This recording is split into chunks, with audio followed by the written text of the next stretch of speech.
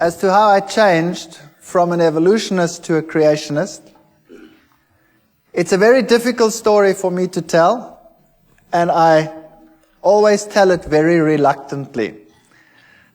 So if I stammer here in the beginning a little bit, you must excuse me as I get over it. I don't like digging it all up again. But there are occasions when it is important to show people how God has led in one's life. And so I have to start the story with the very beginning.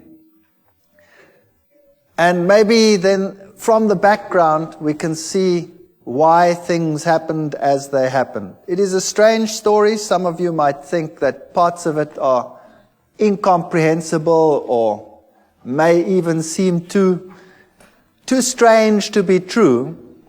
But it did happen, and it is a fact that it happened like that, and I cannot take it away, so I will tell it as it happened, at least what I remember of it. I was born in a family where my mother was a very staunch, solid Lutheran. She was very faithful in her religion. And my father was a Roman Catholic, and he was very faithful in his religion as well. In those days, it was before the days of Vatican II, and Protestants that were not Catholics were considered to be lost according to Roman Catholic doctrine. But in marriages between Protestants and Catholics, it was essential that the Catholic counterpart in that marriage was to promise that the children would be raised Catholic. And my mother accepted that, and she knew that I would be raised Catholic, and I was raised Catholic. And there was never any argument about religion in our house. My father and my mother respected each other. My father had a couple of problems with the church at one stage because of this marriage, but they overcame them, and then no problem concerning religion ever cropped up in our house. And when I was still quite young, I was about 8 or 7 years old, my mother became ill, and she was diagnosed as having cancer. And they actually gave her a relatively short time to live. They said she would have about 3 to 4 months to live. But she was a very tough lady, and she managed to stretch that to about 4 years. She died when I was 12 years old. But those 4 years were very, very miserable years. She really suffered more than anybody else that I have personally been in contact with. She lost one part of her body after the other. They had to do mastectomies, and then took out part of her intestines, and she had to have colostomies. And eventually she just lost more and more and more, and she had one operation after the other. In those days, they weren't as sophisticated as they are today. They burnt her under the radium treatment. They forgot her there.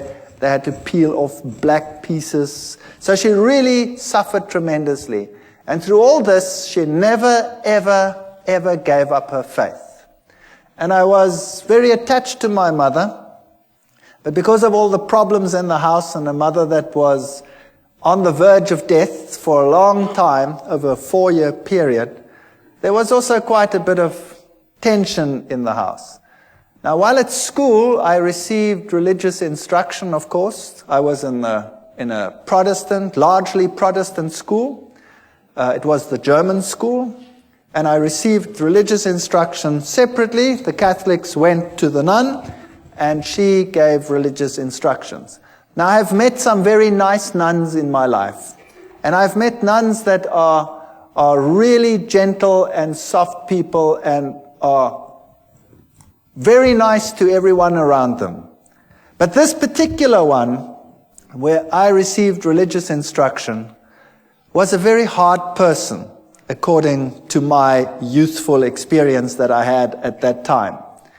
And she would constantly tell me that it was such a sad thing that my mother, who being Protestant, would not see the kingdom of heaven, but that she would roast in hell forever and ever.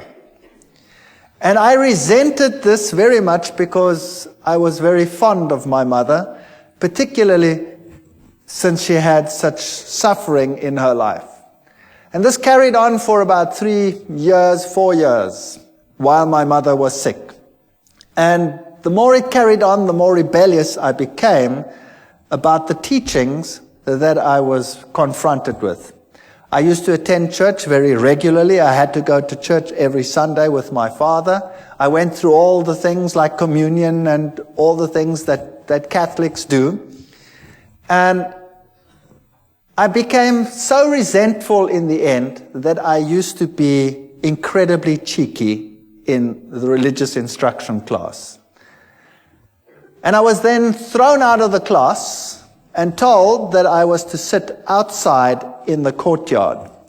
And then for a few years I had living hell in that school because the headmaster was somehow in cahoots with all of this. And whenever he spotted me, he used to thrash me. And I used to take this quite well. I can be quite arrogant, or I used to be very arrogant. Maybe not quite so much anymore, but if you bonks me on the bean, maybe the old man will surface. I don't know. I fight against him all the time. And he used to thrash me, and I remember distinctly I used to bend down, and he used to hit me once, 2, 3 times, and I used to ask him, "Are you finished yet, or is your arm lame? What's the matter with you?" And he used to get so angry that he used to really whack me, and when he got to 6, then I'd say, "1 more please, because then I can take you to court. You're only allowed to hit me 6 times. That's the law." So I wasn't very popular. But the point arose where I was sitting in the class one day, in the religious instruction class again, and this lady, this nun, told me again that, people who were like we were, and particularly my mother, would go to hell forever and ever. And I got so angry, I took the catechism book and I tore it and I threw it at her feet, and I told her in not too kind a language, even for that age, what she could do with her God. And I was thrown out from that day on a permanent basis, and I had to sit outside in the courtyard, whether it rained or whether the sun shone. And my life in that school was absolute misery. I never told my parents. Nobody ever knew what was happening. There was another teacher as well who used to call me to the front. Before the class even started, "Would you please come to the front?" And I'd go and stand in the front, and he'd hit me left, right, and threw me out. So I was being thrown out of 2 sessions on a regular basis, and I became an impossible child. I used to sit up in the trees when they come and look for me, the teachers, and I'd have these pine cones, and I used to throw them. Oh boy, those were the days. In any case, my mother finally didn't make it when I was 12 years old, and she died. And then from that time onwards, my home life totally disintegrated. My father married another lady who was a typical stepmother, sort of a fairy tale stepmother. She wouldn't have me around at all, and I was probably impossible, I will admit that. So I was carted off to hostels, and I wasn't allowed to then attend school either anymore. I was supposed to leave school and go into a trade. And that's when I woke up and I decided, no ways, and I don't want to do this. So I managed to persuade some relatives, and I went to another school. And I went through my school life, and I did all right, not too hot, but not too bad either. And then I went to the military, and then finally to the university. But from the age of 12, I never trusted or believed in God at all anymore. As far as I was concerned, if he did exist, he was a dragon, and I wanted nothing to do with him. And when I came to university, there I studied science and I studied zoology, and I thought this was the greatest thing since sliced bread. And there I found out about the whole evolution theory, and I was at a university that was the bastion of evolution. Evolution was dished up for all meals. Every class had an evolutionary basis. And it's amazing because it started off as a religious university, and it has a big theology school, and yet the science faculty was incredibly secular, and in terms of its teachings, very, very evolutionary. They had some very important names in the listings of their professors, Robert Broom and people like that who had worked with the Taung skull, the human so-called ancestor, and our museums were full of these people, and I really got into the evolution theory, and I thought this was the answer to all the problems. While at the university, I had a roommate. I was in the hostel there. And my roommate was a very nice guy, but he was very new age, even for that time. That's a long time ago. So the word new age wasn't even known at that time. And he was into Scientology. You know the science of Scientology, where they put you on the e-meter and you go through your past lives and through all the problems that you had, and you clear your karma by talking it through and talking it out, and then eventually, then you become God and you've got it made. In any case, he became my best friend. And I had nowhere to go on weekends. I had nowhere to go during the holidays. I always had to work, put myself through university, because my stepmother had convinced my father that he mustn't pay anything, so I put myself through. I had a great relationship with my father years later. So that'll come right, as you can see. Even the worst situations can come right. And on holidays, I didn't know what to do, so I used to go home with this chap to where he lived, 2,000 kilometers away, in another city called Durban. And every holiday, I used to go home with him because I had no home to go to. And there I met my current roommate, my wife, who happened to be his sister. Far better roommate than he ever was, I'll tell you. And I have to tell you a little bit about her background. Now you know why I was an atheist. I didn't believe anything. I accepted the evolution theory. It was the answer to all my problems. Now her background was entirely different. Her father worked in his younger days for a newspaper, and he was sent to investigate all the strange occult occurrences in the country. So he worked for this newspaper, and he had his team and his infrared cameras and all the stuff that you need, and he toured the country from one strange occurrence to the other. He was very skeptical. He believed nothing. He thought it was a big joke, and seances were a big joke and a big fake. And as he attended one meeting after the other, he realized that this was no joke. When he started investigating some of the strange events, and he'd put up a camera at one seance, he was putting up cameras, and he was always looking underneath for hidden mics and what have you, and something grabbed him. There was nobody that grabbed him, but something grabbed him and beat him up to such an extent that he had an egg-sized boil on the top of his head and was lucky to get away with it with his life. Now, when that happens to you, you start thinking, well, there was some hidden microphone that did that. And he came into situations which were so strange that he became involved in them later. Situations like a house where, when the little child had been sent to bed, the shoes would come walking through the room. And another situation where a newborn baby used to scream hysterically, and when the parents came in, they'd always used to find the baby on top of the cupboard, newborn baby, out of the cot, on top of a cupboard, and they'd walk up and just manage to save the child as it fell down. Now he went to that house and he sealed every single window, and he had his guards outside because he thought, somebody was playing the fool. And he kept the lock and he waited there, and sure enough the child screamed and he went in, and there the child was on top of the cupboard, and he just caught it as it fell down. There was other occasions when in a certain house human excrement was flying around. And he sat in this house and it started howling, and the human excrement started flying against all the walls. Strange, strange occurrences. Witchcraft of the worst kind. There was one house that was plagued by a baboon that used to come in and tear everything apart. That's a big ape.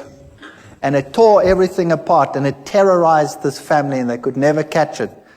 And then one day they shot this baboon as it came in, and it ran out, and the blood trail ended up on the veranda outside. And as they came out, the blood trail ended, and there lay one of the workers dead. So this was typical African witchcraft as you find it in Africa, in some places even today still. And this convinced him that there definitely was something going on, and he got into seances more deeply, and then he started learning that, there were higher mediums and lower mediums, the riff-raff mediums for the lower people, the higher mediums who communicated with the better spirits.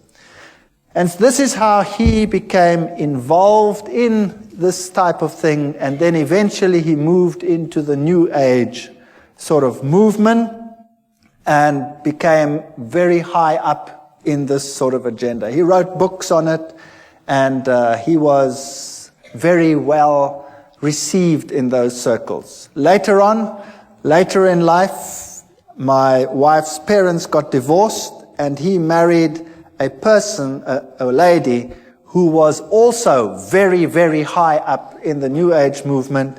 In fact, she is one of the instructors in the Course of Miracles. She teaches people how to become Christs and to perform miracles.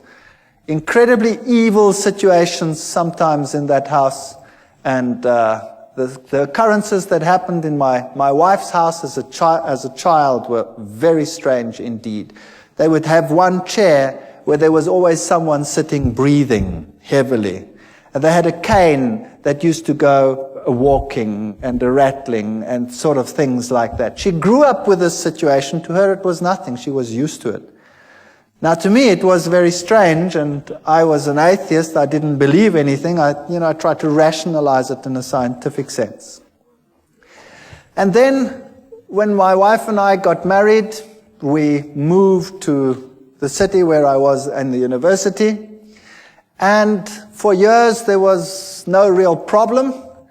And then my wife, we had first the first child, the second child, and then the youngest child my wife was expecting when my father-in-law came to visit. And he moved into an outside flat that we had, an apartment, and there he stayed with us. Now thinking back, I know that this is where it all started. Because if you have an occult presence, then you will have this influence on your home for a long time.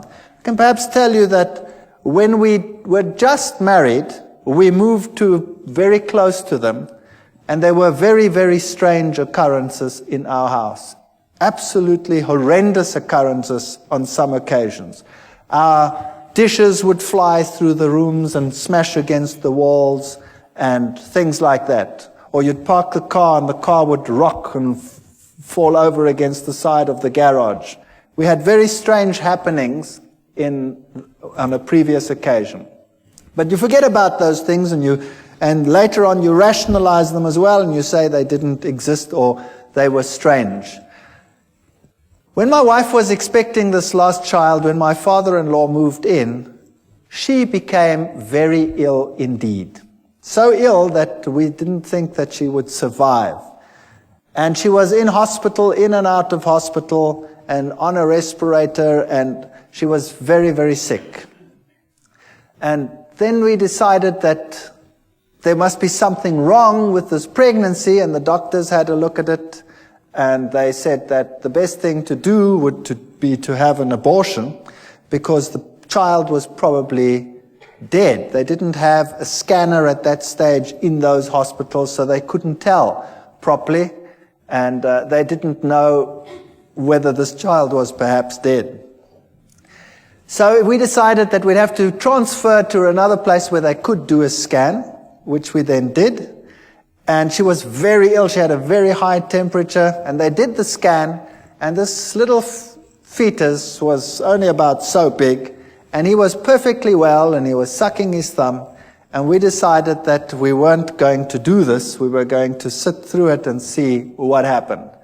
And eventually, through 9 months of hell and of sickness and coughing, and more in hospital than out of hospital, my wife was discharged. The child was born, and this child was the most miserable child that you can imagine.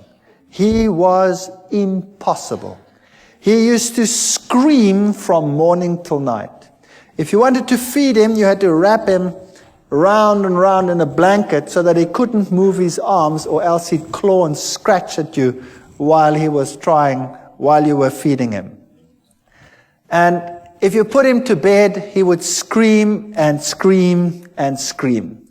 And so we had a technique where you sort of sit there and rock and rock and rock the bed until he finally falls asleep. Then you sneak off to bed and you try and fall asleep, and the minute you sleep, he screams again. And this carried on for months. It was absolutely chaotic. And nothing you could do could console this child. My wife was a wreck. I was a wreck. We were all totally destroyed. And then one night at 2 o'clock, I had a dream that I was being strangled. And it was so vivid that I woke up with this perspiration falling down my face, and my heart was pounding like some drum inside me. And I sat upright and tried to recover from this terrible nightmare. And the next moment, the little one in the next room screamed as if he was being murdered. And my wife and I got such a fright, we stormed out of bed, ran to this little baby, picked him up, and as we picked him up, he started shaking violently. And his temperature would rise, and then he'd go into fever cramps. And so we rushed him off to hospital, and they had a look at him, and they had to put him in a refrigeration tent. They had a tent sort of that's cooled, and put him on a drip, and then it would be touch and go whether he would live or whether he would die. And he'd recover from this and come back home as impossible as he was before. And it would go fine for about 2, 3, 4 weeks. I can't remember what the gap was in between. And then precisely 2 o'clock at night, exactly 2 o'clock, it was uncanny. We had a clock on our bed, and it was a display clock, so you could see exactly 1400 hours, and 2 o'clock, whatever it was, 2 o'clock in the morning, that's when I woke up, with this terrible feeling that I was being strangled. And I shake my wife and said, I've just had that terrible dream again. And then the little one would scream in the next room, and we'd run, and we'd pick him up, and the same thing would happen. It was so bad that we would think that we wouldn't make it to hospital, the child would die. There was nothing you could do. As soon as he started the screaming, his temperature would just rise. And it would just go so high that he would fall unconscious. Eventually, they got to know us so well that the hospital had this place prepared for him whenever it was necessary. They didn't know what was the matter with him. They could never find out. On one occasion, the doctor said they have to do a lumbar puncture because there must be something wrong with his cerebrospinal fluid. Maybe he has some brain infection that is causing this. And I remember taking him to this hospital, and he was just a baby. And afterwards, he screamed so that my wife became quite hysterical. When the doctors came out, they said, this is incredible. There were 4 adults that had to hold this child down He was less than a year old, and 4 adults had to hold him down because he was plucking them around. So this little chap was, if anything, definitely very much possessed. And you can rationalize it if it happens once, and you can rationalize it if it happens twice. But if it keeps on happening for weeks and months on end, that at precisely 2 o'clock you have an experience in one room, and then immediately thereafter there's a scream in another room, then the law of statistics tells you that no matter how atheistic you are and no matter how scientific you try and be about this issue, the two incidences are connected. And I was sitting in the hospital one day. My wife and I took turns to be with the little one, and he was in a very bad state. And it had happened for the umpteenth time. And there I was in the hospital, and I was marking papers. I remember it as if it were yesterday. I was marking. And all of a sudden, in this refrigeration tent, this child started shaking. And he started getting one of these attacks and fits in his bed. So I went and ran and called the nurse, and I picked him up. And he shook so that he tore the drips out. Now, this child had been on so many drips that they couldn't find the veins anymore on his arms or on his legs, so they had to put it into the veins here on the head. And he shook so that they tore out. Now I've got this child in this fit, and I've got this child with this thing torn out, and he tore the vein completely, so the blood was running down his face. And it was such a horrible sight that I went crazy. I couldn't handle this. And eventually he calmed down, and they put him back in the tent, and they got the drip back in, and he managed to survive the night. But that night I sat there and I said to myself, what can I do? There is no medical help. Nothing can help us. And the two incidences must be connected. Where do I find help for this situation? And they tell me, once a Catholic, always a Catholic. And as I was sitting there that night in that hospital, mulling over these things, the images of the Catholic Church and its power over demons, and the film The Exorcist was just in circuit. And I thought to myself, perhaps I can go back to my old church and ask them to help me. So I made a resolution that I would do that because I had no other way out. And the next day I went to the Catholic Church, and the Catholic priest was sitting in his room, and I remember this as well too. He had the glass there, and there was a brandy bottle there, and he wasn't too sober. And I went up to him and I said to him, I'm a Roman Catholic, but I don't come to church, and I have a problem. And he said, well, what is your problem? He was very nice. And I said to him, well, I'm an atheist and I'm a scientist. I don't want to talk about this thing like that. And I sort of ummed and ahed, and I said, well, I have a problem at home. He says, well, what kind of problem? I said, well, it's a problem concerning strange happenings in my home. And he says, oh, no, I want nothing to do with that. And he said, it's not my field. Give me your name, give me your telephone number, we'll come back to you.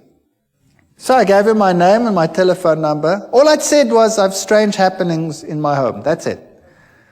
And I went home and I thought, well, that was a lot of help. Thank you very much. And I wasn't home very long when I got a call from another priest.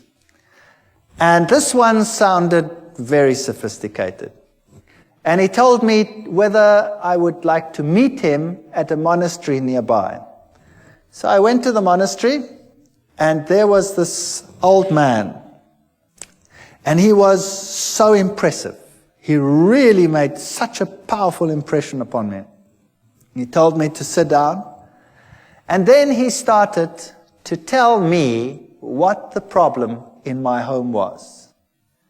And my mouth fell open. If there was a fly, it would have gone straight in.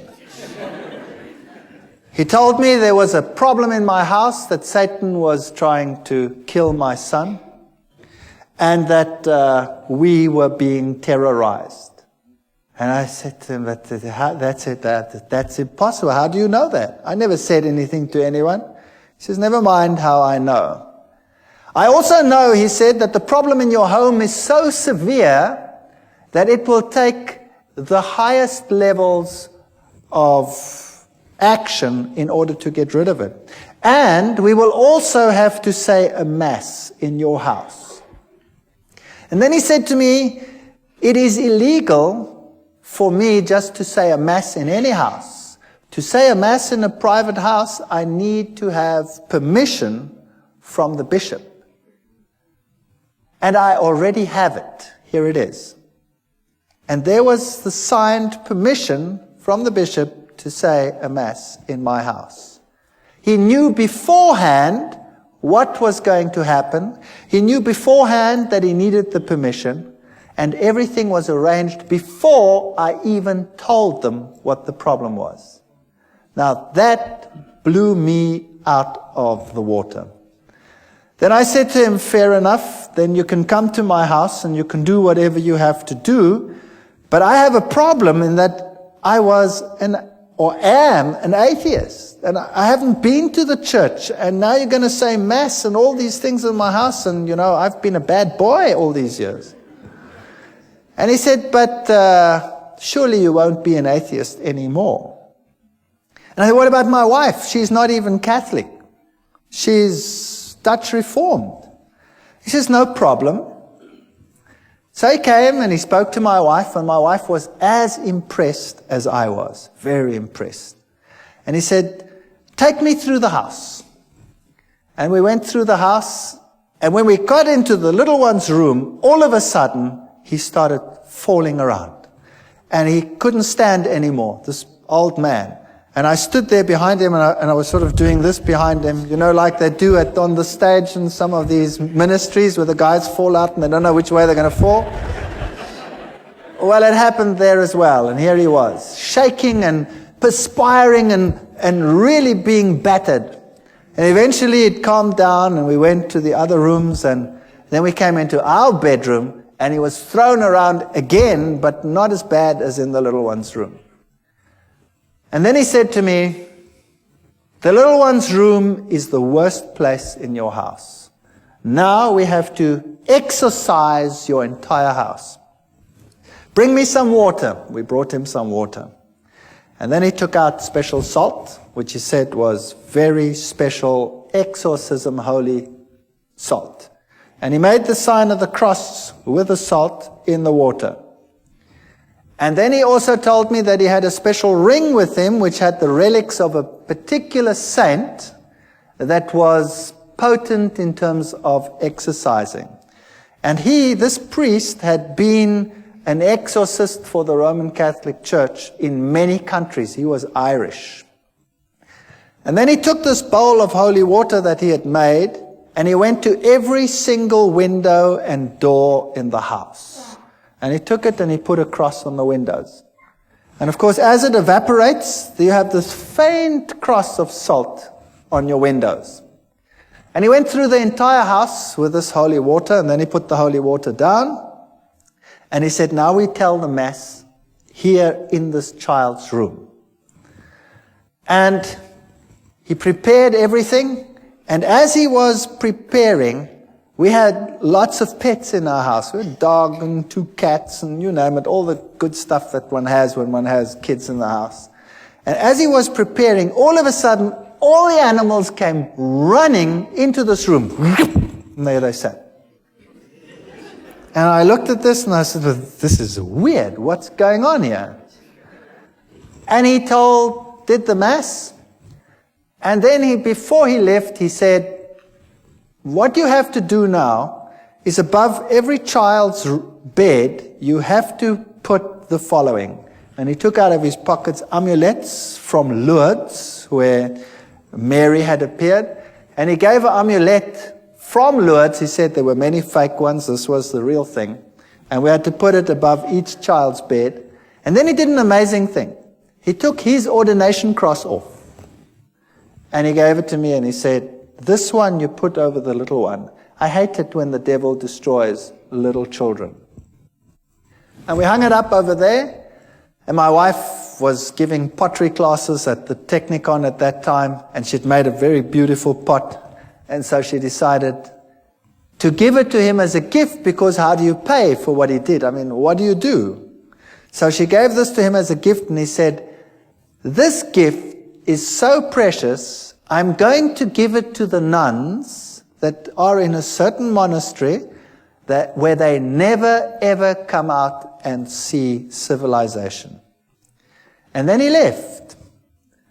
And that night, we're very expectant. We take this little child, and he's quite happy, really, not screaming as usual. And we take him and we tell him it's time for bed. Now, normally that was enough to have blue murder in the house. And he was quite happy. And we put him into this bed. Now, he was only just starting to toddle. And we put him into the bed. And this child had always, when you put him into bed, gone into a fetal position and started bashing away and screaming and going blood red and going totally crazy. That night, we put him into the bed, and he rolled onto his back and laughed. And he put his arms out like that, and he did goo-goo sounds like little kids do, and he fell asleep. And for the first time in his life, he slept right through the night. And the next night, he slept right through the night. And the next night, and the next night, and the next night, and the next week, and the next month. And here was I, the hard-nosed atheist scientist who knows it all. And here was peace and quiet in my house. And then I realized that I do not know it all at all. And I said to myself, now what am I going to do? Here is a major problem in my house, and the church solves the problem. Now, am I going to ignore it? Or am I going to say, there is a God, and I have a responsibility towards this God? And I wrestled with this for a number of months. I really wrestled with it, and my wife wrestled with it. And then I said, well, I have no choice. I have to go back to the church. Fortunately, my oldest son was at the point where he has to go to communion classes, so that gave me an alibi to go to church. So I went to church, and this one or two students, it's a small university town, still say, what are you doing here? I said, well, my son has to go to communion, you see. And I started going to church, and I became quite involved in the church again. Every Sunday, faithfully, everybody went to church. And my wife started saying that this is the way to go. She also wants to go to church, but she didn't get herself quite that far yet. And because there was such peace and harmony in the house, we became more relaxed. And one day I was sitting there, and I thought to myself, this house needs a change. And typical German, I said to my wife, if we did this and that and the other, then, we could do something with this house. And I climbed into the roof and looked what was a bearing wall and what was not a bearing wall, and then I just took a sledgehammer and smashed out everything that irritated me. And we decided to restructure the whole house, which we did. I managed to accumulate some money, and I wasn't in great problems. And then we redid our entire house. And during the process, I had to go and see a man for the kitchen. I wasn't really involved in the church yet. I'm sort of in the stage of, I don't really know, but. And the man who did the kitchen came and said to me, by the way, I walk with the Lord. And I still remember distinctly thinking, oh brother, another one who walks with the Lord. And I said to him, okay, that's fair enough. You walk with the Lord. I was very cheeky. You walk with the Lord, but I just want a kitchen. Is that okay? And he said, yeah, okay, that's okay. But can I give you this? And he gave me a pamphlet. And, well, he was a nice guy, and, I stood with the pamphlet, and I put it in a drawer. And I said, well, I'll read it later. And then he put the kitchen in, the house was finished, and when this was all done, I started going back to the church. And this carried on for a period of 1 year. And I faithfully went to church regularly. And I always sat there on a Sunday morning and I marveled at all the things that I knew were happening in the Catholic Church. I went through the catechism again as my son went through the catechism. And I wondered at the same ritual happening every time. You know, the host going up, the change from bread to divinity, the little box with the red light where God was. And I started puzzling as to why God wanted the same things over and over again. And why he was satisfied with the same ritual over and over again. But I was convinced this was the truth. I was convinced Catholicism was God's representative on this earth because it had solved a problem in my home. But I wanted to get to know this God. And I wanted to know what it's like to have a relationship with this God. And I looked at the charismatic movement where they had the slaying in the spirit, and I thought to myself, isn't that perhaps the experience that one must have in order to know that this God really exists? Because I don't really feel him. I don't know where he is. But on the other hand, I'd always been so skeptical of this, and I'd always said to myself, these people with their religious crutch. And then one day, I was sitting in class, and I was giving a lecture to a first-year group of students. I'd spoken to the priest, by the way, about evolution, and the Catholic Church said to me, of course there's evolution, there's no problem with that. So I had no problems with that either. I could carry on with my evolution and now believe in God. It was quite a nice arrangement. And I was in a first-year class, and I was giving a lecture with a very heavy evolutionary base. And a young girl got up in a first-year class. Now that takes courage. 300 first-year students, and a young girl gets up in my class. And she says, excuse me. And I say, yes, what's your problem? And she says, what you are saying is against my beliefs. What you are saying is a lie. I believe that God created the heavens and the earth. He is the creator of the universe. Well, I nearly exploded. I destroyed her. I ridiculed her. I finished her off. She sat down and she cried in my class. And I thought, well, job well done. And then the class was over, and all the students were very impressed at all the eloquence I put onto the board and proved to them what a ridiculous idea this was that this young girl had postulated. And I went back and sat in my office, and then there was a question earlier about conscience. Do you remember it? Well, this little voice here wouldn't let me go and kept on telling me what a mean son of a gun I was. And how could I, in front of everyone, attack and humiliate this young girl to such an extent? And I felt really bad about myself. My conscience wouldn't let me go. And I didn't know how to handle this.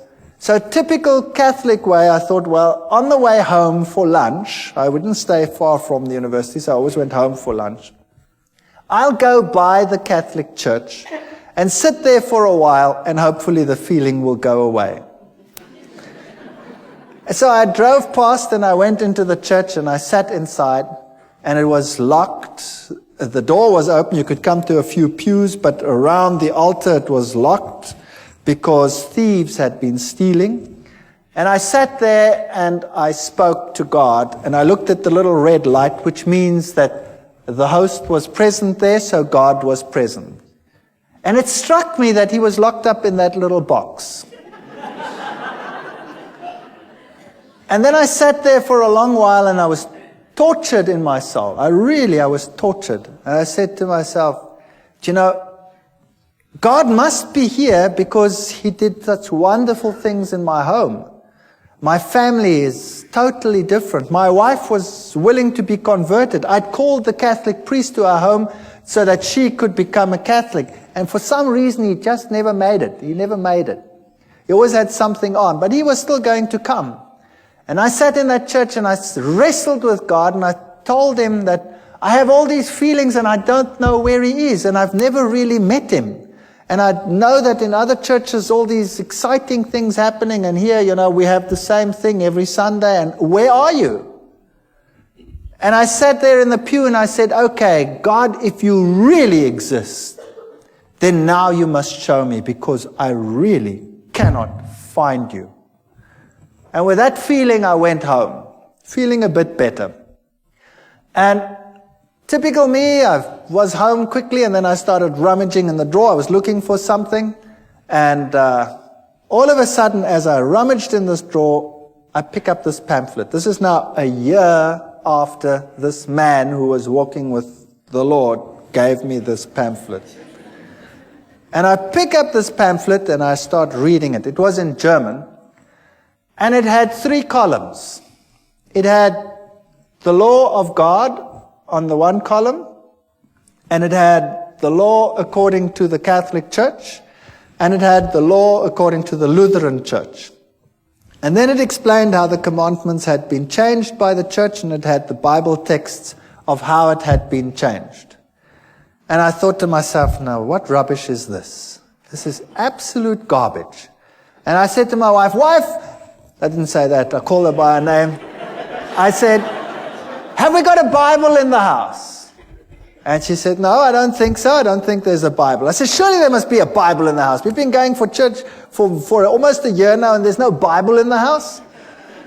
There were lots of catechism books in the house. So I grabbed the catechism book and opened it up and looked, and sure, the commandments as on the pamphlet were identical to those in the catechism book. And then I remembered an old box that an old lady that had died had left me. And I'd put it in the garage after having sorted out some of the things. And I remembered there were a whole lot of books, and I knew that little old ladies probably would have Bibles. So I went outside in the garage, rummaged in this box, and sure enough, here was an old Bible, an old German Bible. So I went inside and opened it up, and there it was. The 10 Commandments were totally different to what they were in the catechism book. And this puzzled me. So after 1 year, I phoned this cabinet maker, and I said to him, remember me a year ago, you put a kitchen in for me? He says, you know what? I've been trying to phone you all day. I had this feeling I must phone you, but I don't know why. What's the matter? I said, will you please come round? You left me a pamphlet that I want to talk to you about it after 1 year. And he came round, and he was a nice guy. And we started talking, and then we started talking about the scriptures and about the Bible, and we started talking about the book of Daniel and the prophecies pertaining to Daniel chapter 7, and I went through it with him, and we wrote, and we worked till about 3 o'clock in the morning. And he came the next day and the next day, and in 3 days we'd gone through Daniel and Revelation, all the historic facts and all these things, and I wouldn't believe a word of it. And then I decided that the only way we're going to resolve this is if I check whether every one of those facts is really so. Whether those kingdoms and those kings and all these things are really so. So I went back to the university, to the history department, the theology department. I got everything that I could lay my hands on, and I checked and verified, and it was really so. And then I started finding out that the little horn of Daniel chapter 7, if you take it as the Bible says, can be none other than the Roman Catholic Church. What a shock that was to my system.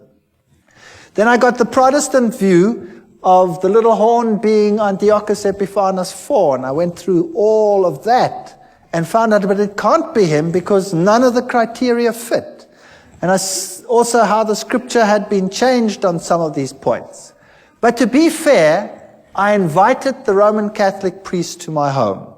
And I said, would you please come to my home? I have to talk to you on an issue. And he came. And my wife was there and I was there. And I took the Bible and I took the chapters in Daniel and I went through with it in detail, and I showed him the change of the commandments and all these things. And then he said to me, I can't talk to you on this issue because I'm not into scripture at all. And I was stunned. Here was a priest and he was not into scripture. He says, we have some specialists who are into scripture. But it doesn't make any sense to me, he says. And then he left. And then I had the ministers of other churches, and we argued right sometimes till the late hours of the night as to what the little horn was. And every time they come back to Antiochus Epiphanes, I'd show them, but it can't be because he comes after Rome, etc. It can't be in Greek times. And eventually they would all leave as well and say it can't be any other way. So I was confronted with this tremendous dilemma. And then the worst thing of all was we started talking about the Sabbath, this other man and I. And we went through the whole Sabbath thing. And then I said to him, but this is ridiculous. How can you keep a commandment which you keep because the Lord created in 6 days, the heavens, the earth, the sea, and all that in them is? That's ludicrous. Everything came into existence through evolution. And he said, no, it came into existence through creation. God created it. You know, and the little girl pops up into my mind. And I said to him, but that's rubbish. He says, I'll prove it to you. I said, you try.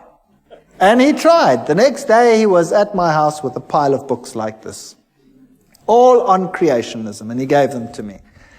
And I remember going through those books. I was sitting in my office. I used to give my class and run back, and I went through those books very quickly.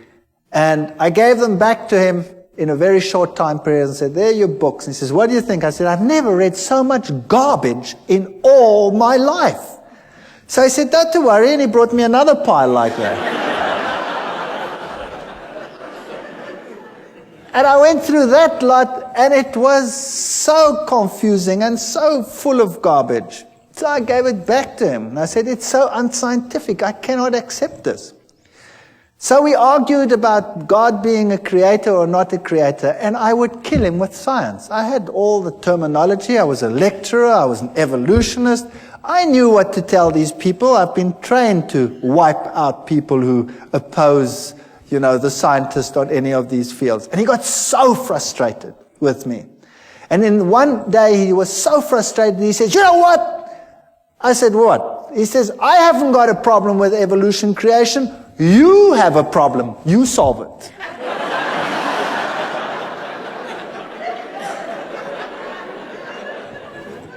So there the ball was in my court. In the meantime, things were happening again in my house. The little one would again become miserable every time it was time for bedtime. He again became grouchy and screaming and what have you. And we also noticed that whenever we had a moment of peace, my wife and I, we studied the scriptures like, I cannot tell you how we studied it. I finished a Bible. In 2 months I had to throw it away. It was finished. It fell apart. And my wife was studying.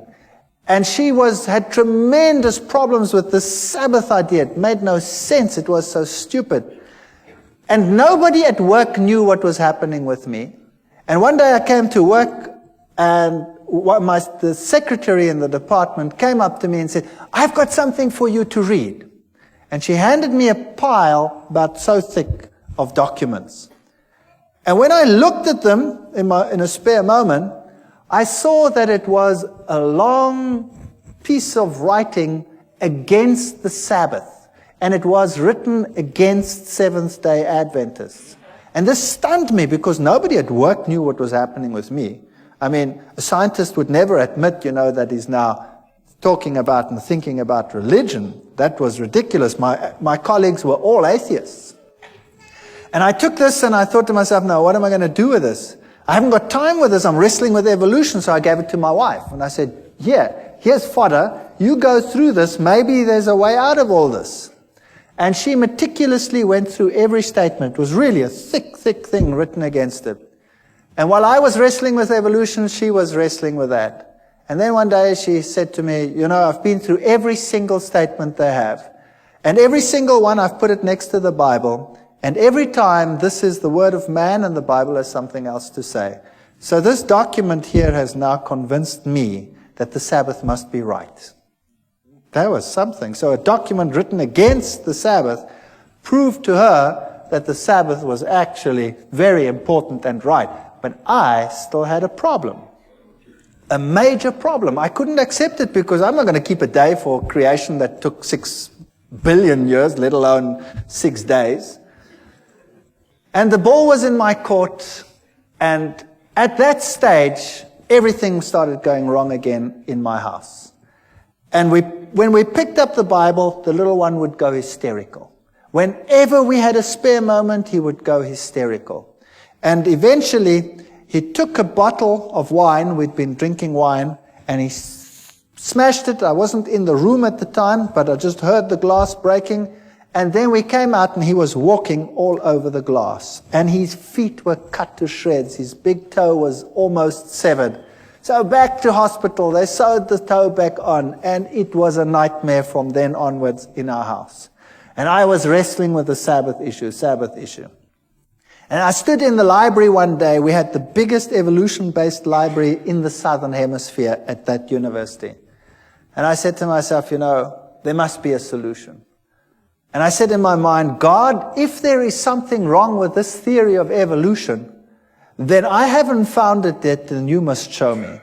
Because nobody else can show me. And I went into this library, took out a book. And as I walked out the door, a colleague stopped me and he said, hold it. There's another book you must take, which is the same book as that one, but the new edition, it's on the back shelf. Very strange. So I went to the back and I took that edition as well. I took them both and I went to my office. And then I started reading. But I started reading them both at the same time. And then as I looked at the one, the old edition would say that there is a major problem with the cetaceans, with the whales, because they appear suddenly in the fossil record fully formed. And there is no evidence that the one gave rise to the other. The new edition would couch it all in scientific terminology, would say cetaceans have an ancient origin and evolved from such and such to such and such and such and such and such and such. And I went through them, one model after the other, and the old one would admit to the problem, the new one would never admit to the problem. And that's when I started thinking, wait, there's something wrong here. There's something fishy here. And whenever I went into the library, it was if some miracle would happen. I would take out something, and the very next thing I would take would be exactly the opposite on the same issue. And very quickly, I had a big pile. And then I was giving classes at that time in genetics, and I started thinking about this. And then I started working out this genetic thing, and much as like we did over here.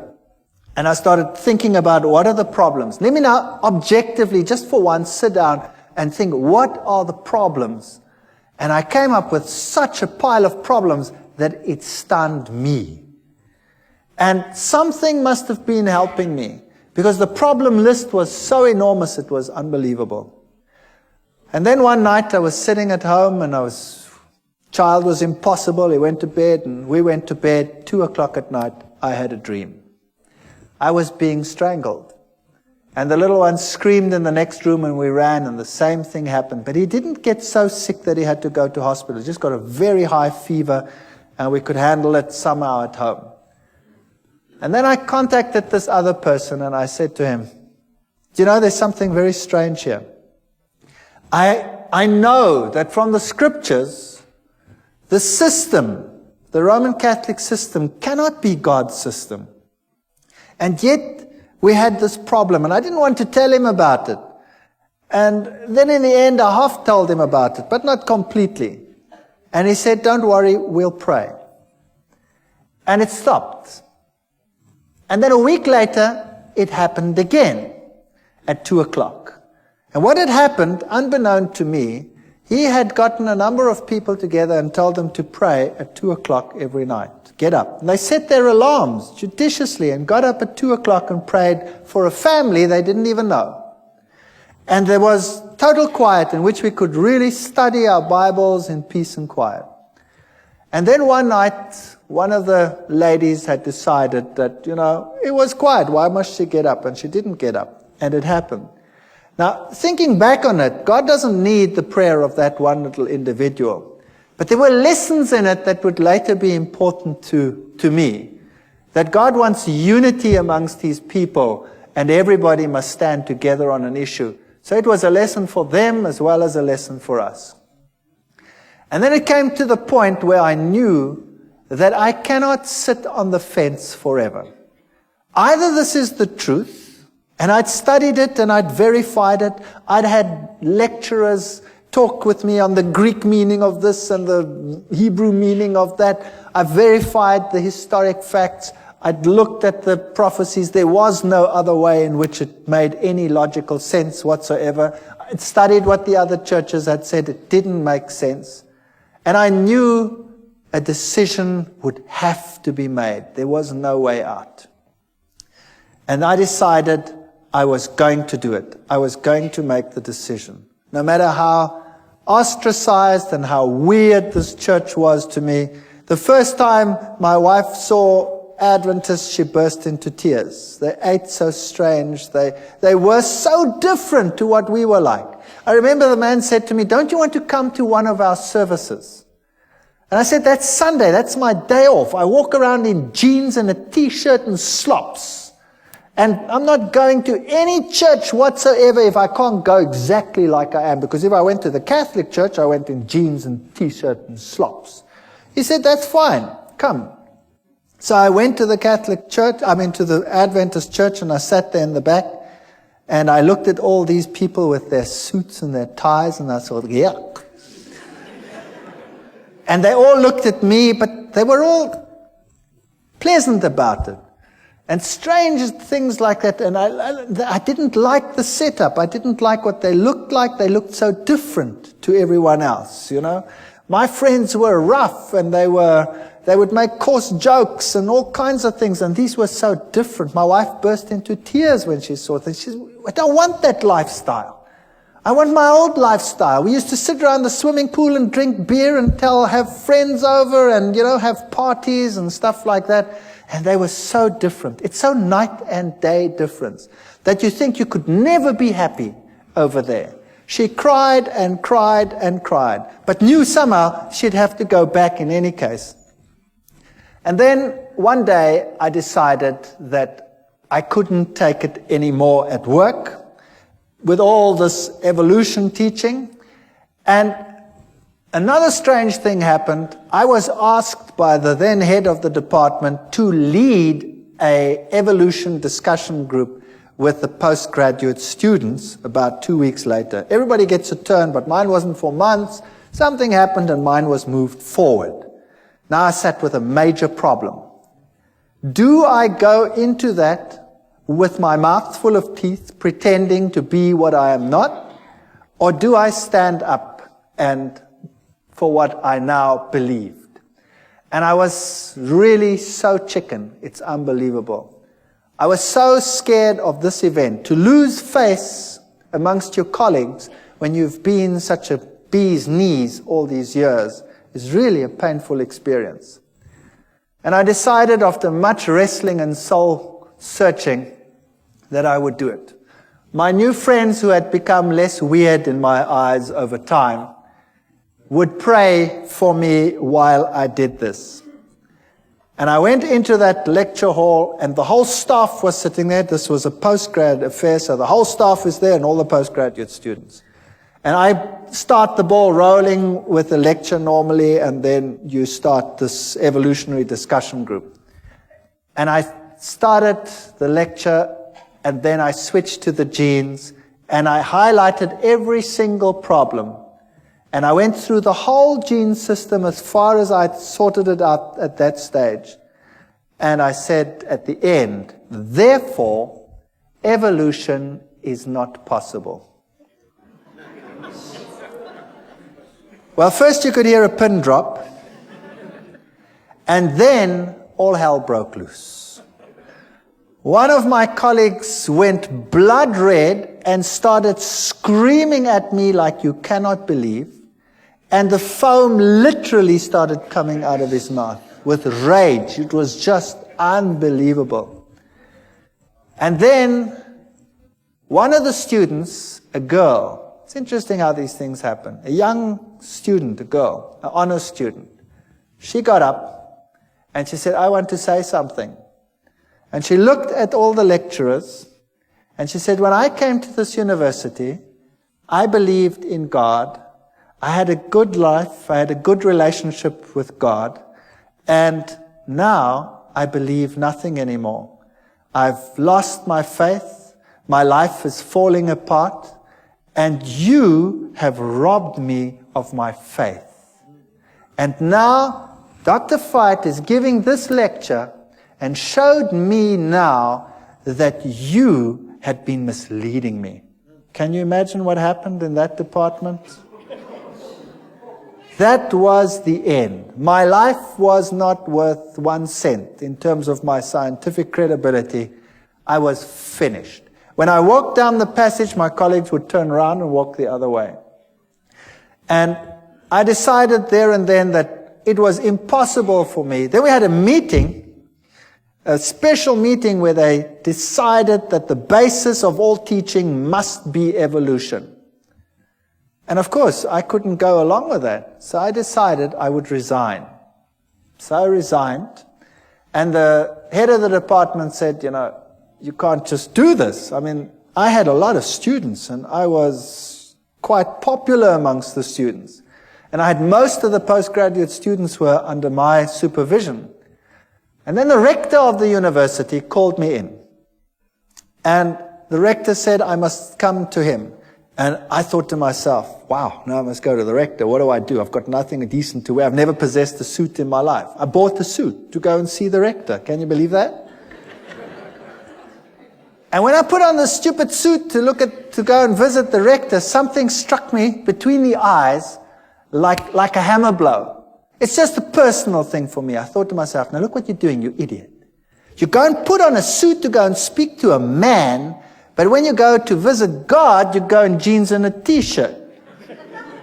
Purely a personal thing. I don't mind anybody coming to church in jeans and t-shirts. That's fine. It's just for me personal. And that bugged me. And then I went to the rector's office and I sat there opposite the rector and we started talking. And he talked with me for 1 hour. And it was very difficult for the university to get rid of me because I had all these students. And we started talking, and then eventually he said, you know, what if you decided that you do not rock the boat anymore? Then, we could give you something better. Well, that would be a professorship. I was a pretty young guy. I would just about be the youngest professor in the university. And I looked at him and I said to him, the price is too high. And I will leave in any case. And then he says, that's very interesting. By the way, who do you think has the truth? And there I sat, my mouth full of teeth. Do I admit that I believe that some little sect that everybody detests has the truth? And do I say this to a man who has this high position in this university and in the government at large? And I said to him, religion, Christ, churches, whatever. I can't even remember what I said. And he said to me, no, that's not what I want to know. I want to know from you, who do you say has the truth? We went through the same ritual again. And he stopped me and he says, no, I don't want to know that. I want to know from you, who do you think has the truth? And I started off with this again, and in the back of my mind, I heard this terrible cock crowing. 3 times, I thought,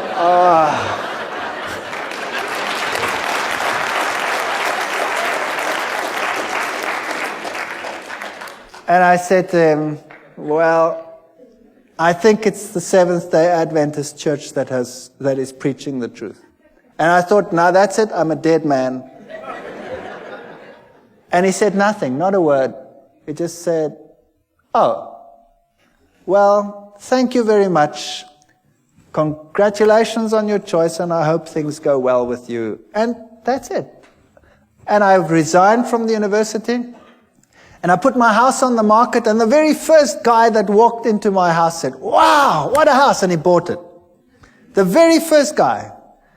And there I had this money, and I knew now my scientific credibility in the world was over. University was a career that I'd given up for my faith, and God would take care of me from now on, and things are going to be just honky-dory. I'm going to now take this money, and we're going to do something great with it. We're going to start a little farm somewhere, and we're going to get people to come, and we're going to witness, and we're going to do great things with all this money. And I got some guys together, and we started this thing. And then we planted wheat, and the wheat grew like crazy. And it stood so high that the farmers in the entire district came and said, "You guys, you were at university, you know something special." And I said, "Well, nah, we're doing exactly the same thing you're doing," but I think to myself, it's because we're walking with God now. That's why our grain is so much higher than yours. If you would do the same thing, then your grain would also be better. You see, once a Christian boy, everything will go just great. And I was quite happy to be out of the university, and we moved out to this place, and we started this whole thing going. And then our money was all invested in the land, and we invested lots more money on loans and things for whatever is necessary to put in the wheat crops and all this sort of thing. And then a flock of birds arrived, such as you have never seen in your entire life. And they ignored all the farms with the little wheats on them, but they sat on mine and made it home. And they were just stubbles. And then, you name it, it went wrong. Sanctions came in against South Africa at that time. The economy was totally destroyed. Interest rates that had been at 3 and 4% shot up to 28, 30, 36% in some cases. And loans that were nothing to repay became a total nightmare. And the only means of making money was taken away, and we were totally destroyed. Everything I ever possessed was gone with the wave of a wand. It just ran through my fingers. And all the crutches that I'd been leaning on were gone. And the birds ate my fields. And I said to God, "How can you do this to me? How can you destroy me? How can you allow this to happen? And I have no means of supporting myself. I have nothing. My scientific credibility is zero. I can never go back to my previous job. I'm finished." And it got worse.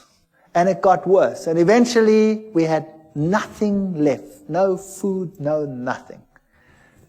And my wife and I and the children, we sat down and we talked about it, and we decided, if this was the truth, and I don't believe that all the things that had happened were from the other side. You see, when I made my decision, that child of mine had changed.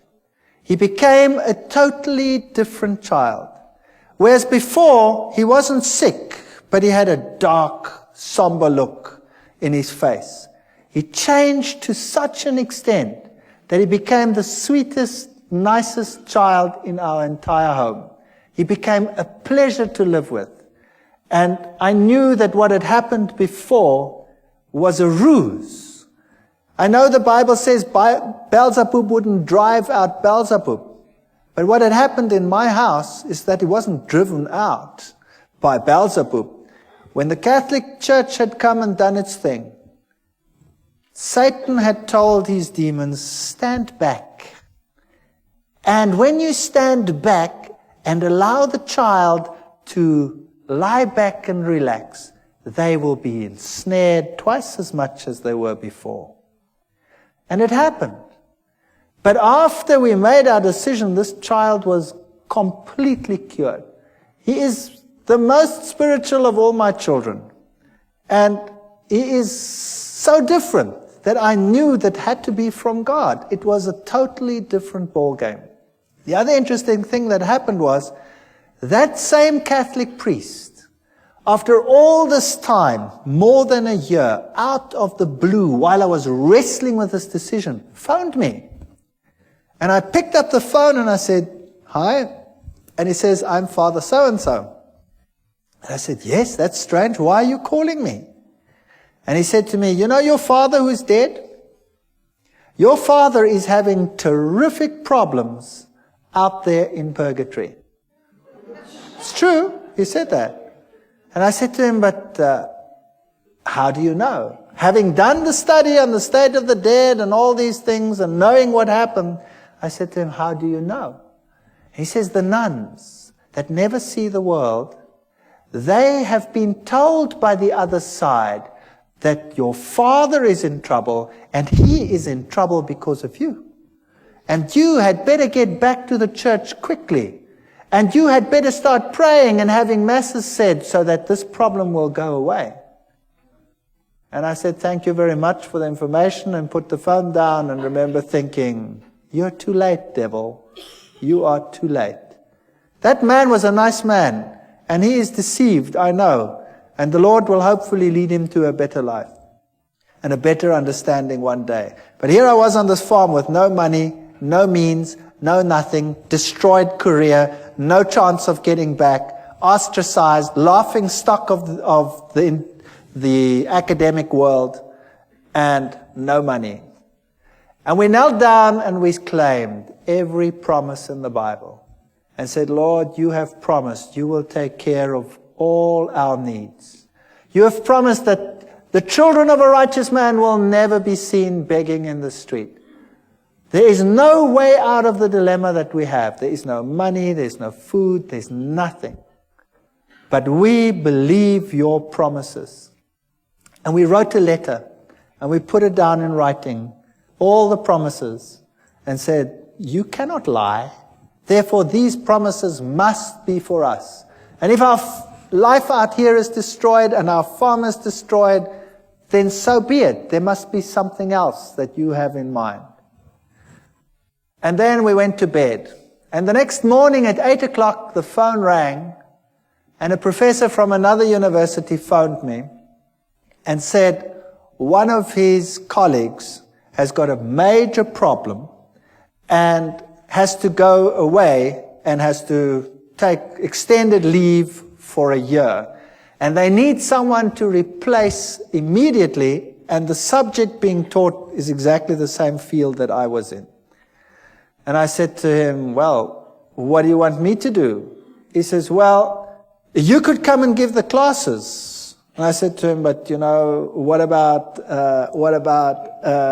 he says, "Never mind, as long as you stick with science, and who cares, it doesn't matter. You come and would you do that for us? We're in a jam and we need someone and we know that you're available."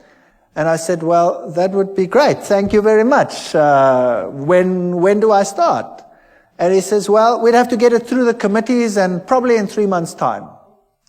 And I said, "Okay, thank you very much." Put the phone down and said, "Nice try, God, but in 3 months' time, I'm dead meat. I've got nothing to eat." And I was so depressed. And then about 20 minutes to half an hour later, the phone rings again. And it's the same man.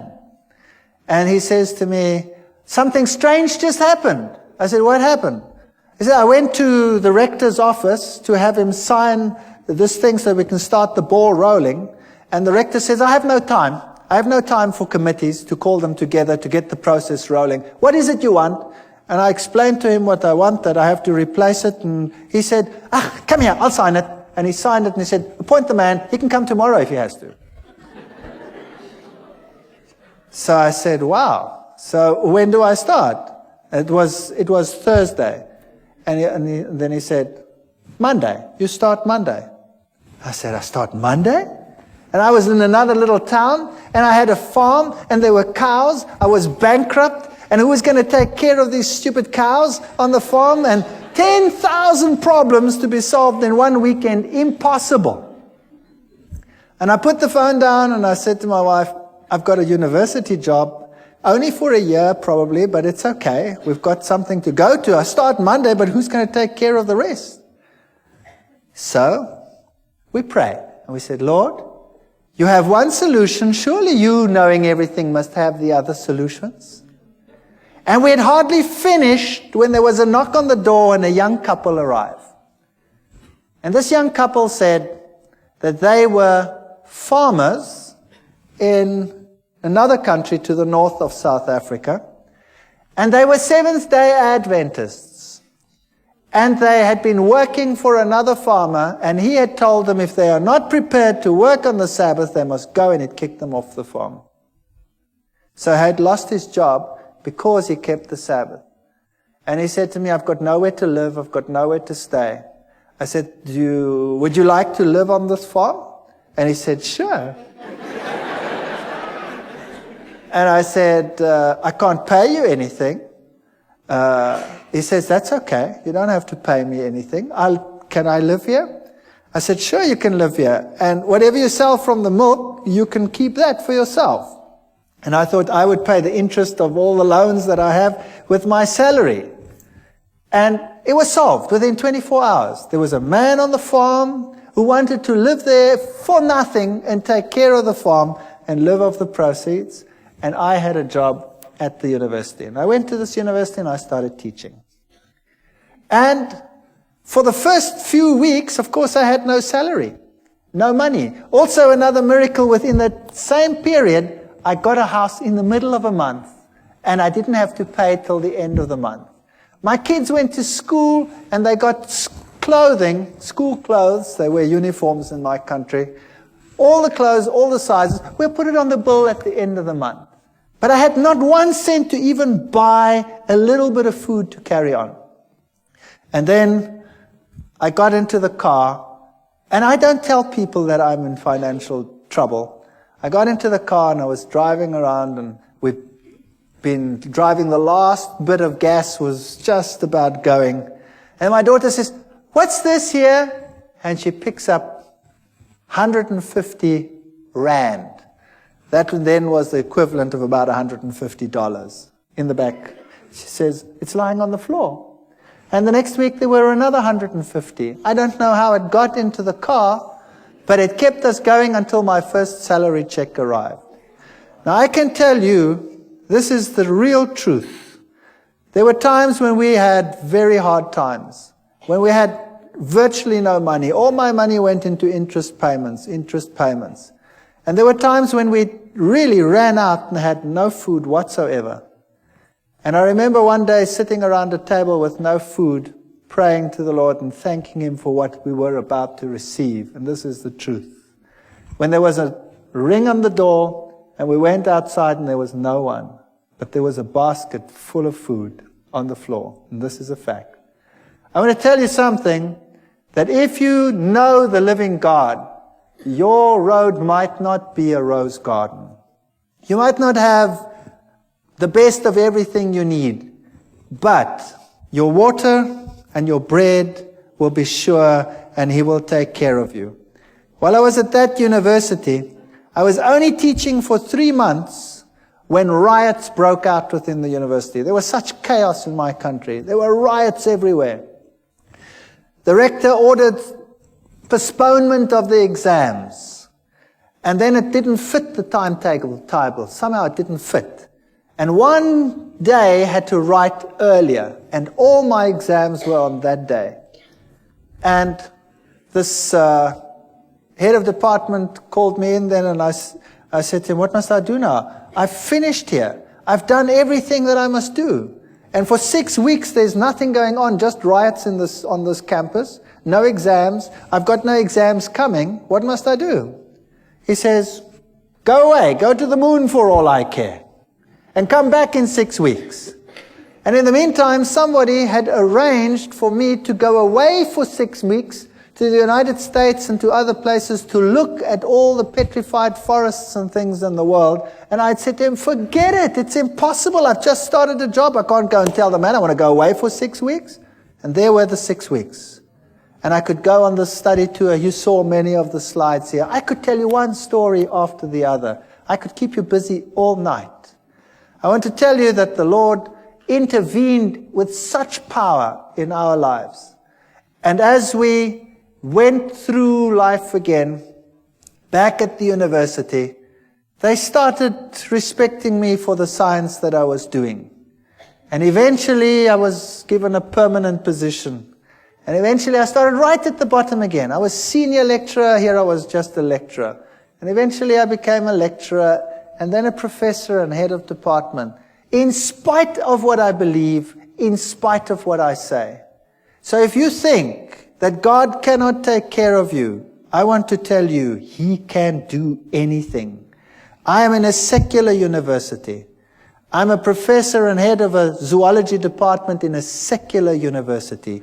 I teach and preach creationism, which is impossible in terms of human imagination.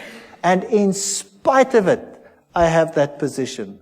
Never be afraid to stand up for the Lord and for His truth. If you are genuine, God will take care of all your needs. I don't know whether it will be forever. Sooner or later, someone will close the tap.